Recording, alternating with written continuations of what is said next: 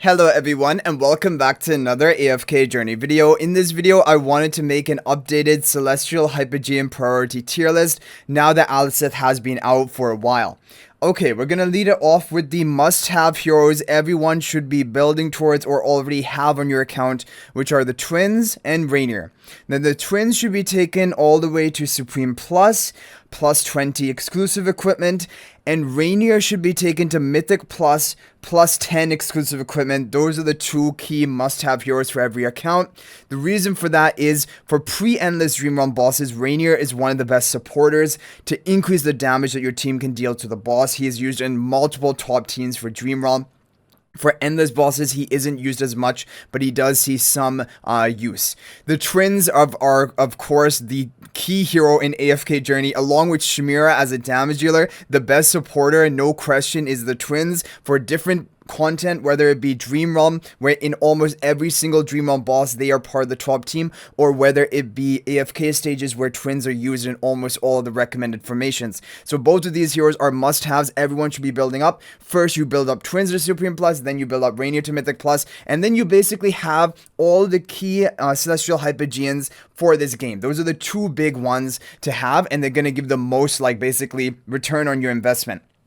Now, in the next category, we have the next up tier. And in this tier are heroes which are really good to build on your account or nice to have on your account, but not necessarily must-have status. However, if you have the Twins and Reinier already complete, then it is time to begin thinking on your next priority, your next project. And as of right now, Baelran is the number one next up in line. Because Baelran, you're seeing for even pre-Endless Blightshroom, he's in the top team. And for Endless bosses, there's no question he will be in multiple top Dream Realm boss teams. He always is, like based on the previous season. And also for Primal Lord, Ravage Realm, all of these things later on in the season, very likely Baelran is going to be a great damage dealer for them. So Baelran is a great hero to build up. Now for AFK stages, you're not seeing much of his AFK stage use right now at the early part of the season.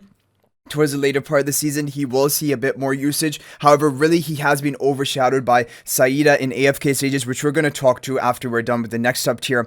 But basically, Baelran is number 3. Then you have here Phraesto and Harak. Now, Phraesto and Harak are in a very awkward place because both of these heroes, first of all, they're mainly only good for Endless Dream Realm as a damage dealer option. And really, they're only meta in one, maybe sometimes two Dream Realm Endless bosses. But in those bosses, for example, like we have Necrodraken, we had in the previous season, Harak, if you have Harak built on your account, it can create up to like a 50 billion score gap compared to not having Harak on your account. And so even though Harak is not really meta anymore, and same goes kind of for Phraesto, in that top team, for example Necrodraken, both of them are being used. And the reason I'm talking about Phraesto and Harak together is they're kind of inseparable now, because Phraesto used to be a good Endless Dream Realm damage dealer on his own, but now because we have great options like Ludovic with Insight Charms, Baelran, Pandora, even Damon as a supporter who also has some good endless damage, Phraesto really has been power crept out of the meta as a pure damage dealer.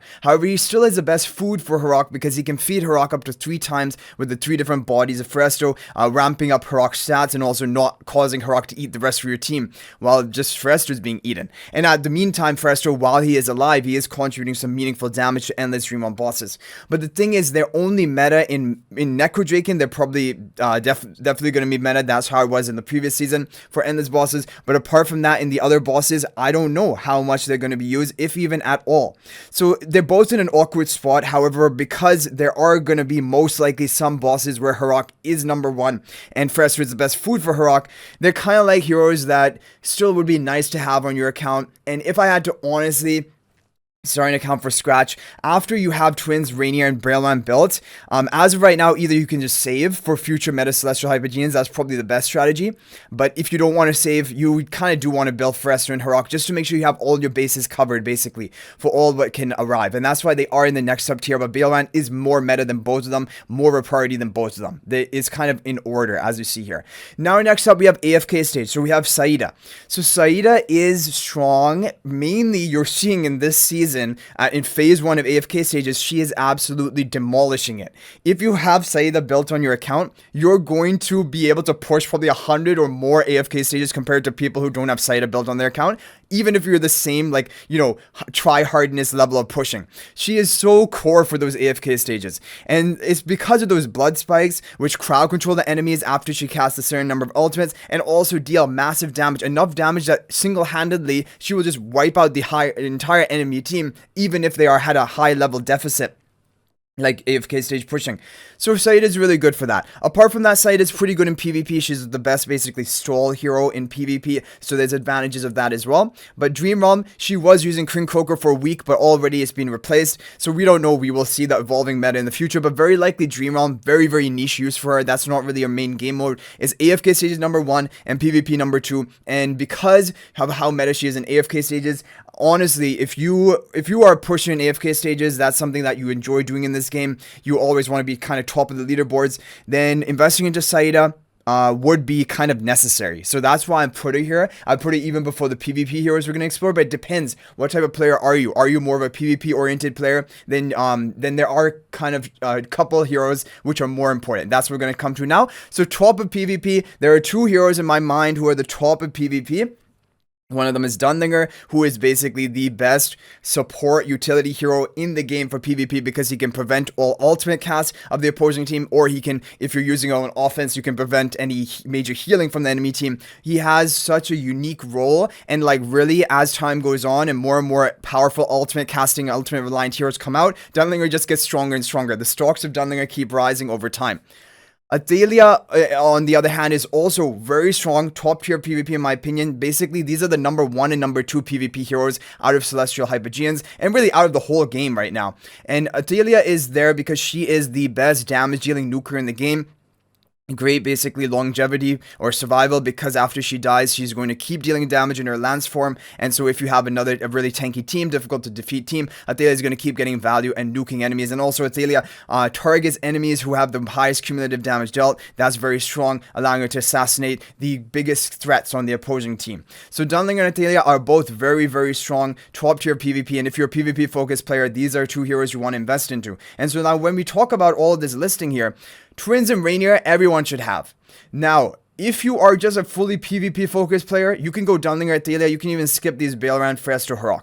However, if you're more of a mid, like you want a balance of both, is Twins, Reinier, Baelran, maybe skip Phraesto, Harak, and then you can decide. Do you want to go AFK stages? Then go for Saida. Do you want to go PvP, full out PvP? Dunlingr and then Athalia, or vice versa, Athalia then Dunlingr. It depends on which one you want on your team more, the utility or the damage dealer.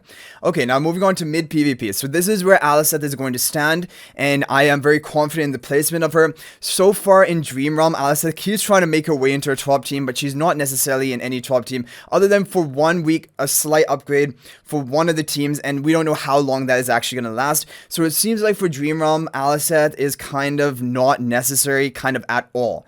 Maybe if in Endless she is a major score gap of having her versus not having her, then we can change this evaluation. But currently she is fully a PvP oriented hero. That is the only basically major usage she's having right now.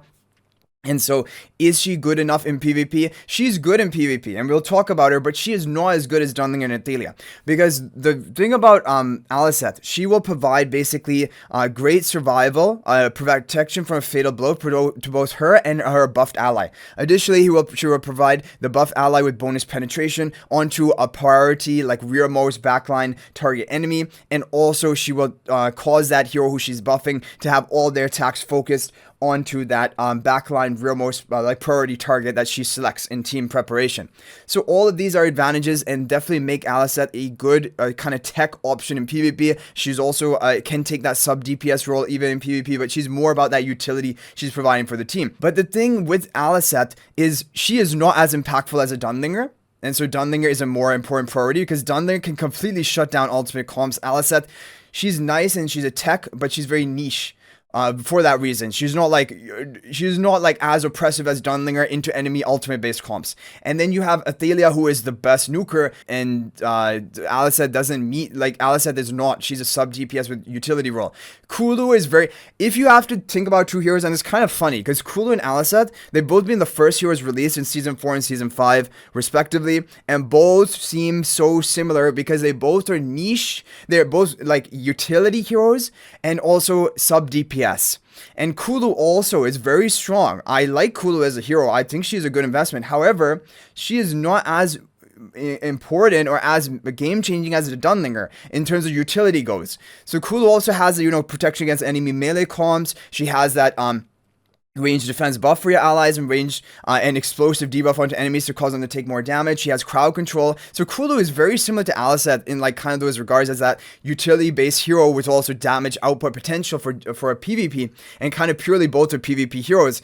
But they're just not as game changing as Dunlingr Athalia. And then you have Cryonaia, who is currently basically the best ultimate based hyper carry in the game. Once you cast her ultimate, it is usually going to be a win for your team. Not always. There are heroes who deal with that, but Cryonaia is basically the strongest ultimate based hyper carry in the game right now for AoE nuking. And if you can just boost her energy or run her with Pandora, you can find usually a team to attack into. She's mainly an offense hero. On defense, she has issues because she can be targeted, or she can be, run a Dunlingr to prevent her ultimate, and she's just going to go down before she can even cast her ultimate. So that's how you counter her on when she's on defense. But on offense, you can usually find a team where Cryonaia is just going to go ham, and also she completely counters those stall-oriented heroes, whether it be Igor, whether it be Saida, whether it be Athalia, because she will turn them into frozen sculptures, and they will not be able to respawn. So that is the thing. And then we have the skip heroes. So the 4 heroes which are going to be in skip, 3 of them are from the global launch Celestial Hypogeans, which are Dionel, Scarlita, and Berial. So Dionel is basically, in my opinion, a worse version of Cryonaia. Both are ultimate-based hyper carries. However, Cryonaia is more oppressive and more like surefire wins against especially those stall-oriented heroes like we mentioned. She has that unique, basically, turning into ice sculpture, which is going to prevent any respawns of heroes. Dionel doesn't do that because, like, if you're running into a Saida, she can keep respawning even if Dionel is nuking her. So that is the thing. If you're going to choose a hyper carry nowadays, it's just better to go Cryonaia than Dionel, generally speaking. Scarlita is a supportive type role. She has that protection, the shielding, but the thing is, you're going to be fighting a 4v5 until she comes down, and then when she comes down, usually she's not impactful enough where she just dies too quickly. So that's the thing with Scarlita. And Berial is basically the worst hero in the game. He's basically useless. There's no role for him, and you would just be better off running even a regular faction hero than even him. In PvP is basically it, because everything else he's not useful for. And then you have Talene. Talene is still an interesting hero, but I don't think I would even put her in mid PvP. I don't think she's a priority to be building up, because she is kind of like, she was like basically Athalia, and Athalia is Talene 2.0 in a way, because both of them have that survival mechanic that even after dying, Talene can come back and keep dealing damage. The problem with Talene is a lot of her damage comes from her ultimate. She's just going to be repeatedly killed, usually not getting off an ultimate. However, Talene is still good in those really full-out stall strategies where, you're just going to have like a 50-second match and she can keep respawning, keep trying to cast ultimate, keep dealing some bonus damage. She's just really annoying to deal with. But like if you have a Cryonaia to deal with her, or you just have a high damage to just kill the whole team, then Talene, of course, is also going to go down. Everyone, like Talene can only revive if she has allies surviving. And because we have better stall heroes now like Saida for PvP, and if you're running like Dunlingr Athalia, Saida on a PvP team, you don't need Talene. Like, you have plenty of damage with Athalia and also even Saida. You have plenty of stalling with Saida with multiple lives. You don't need the Talene. Talene is not really providing much to that team anymore. That is kind of the issue. So, like, basically, she's just being power crept by better stallers, better damage dealers, and that is the situation of Talene. So anyway, guys, that is going to be it for the 15 Celestial Hypogeans we currently have in the game. Let me know your thoughts about all of this. If you disagree with any of the placements, feel free to let me know in the comment section. But thanks for watching. If you guys are not already a member of my AFK Journey Discord server, please join that. There's a link to that in the description of this video. Also, if you're thinking about making a purchase in AFK Journey, please use my affiliate link for the official Farlight store. There's a link to that in the description of this video in a pinned comment. This is the best way you can support me and also gain 5% bonus dragon crystals on your purchase. So thanks for watching. I'll hopefully see you in the next video. And until then, everyone, peace out for now.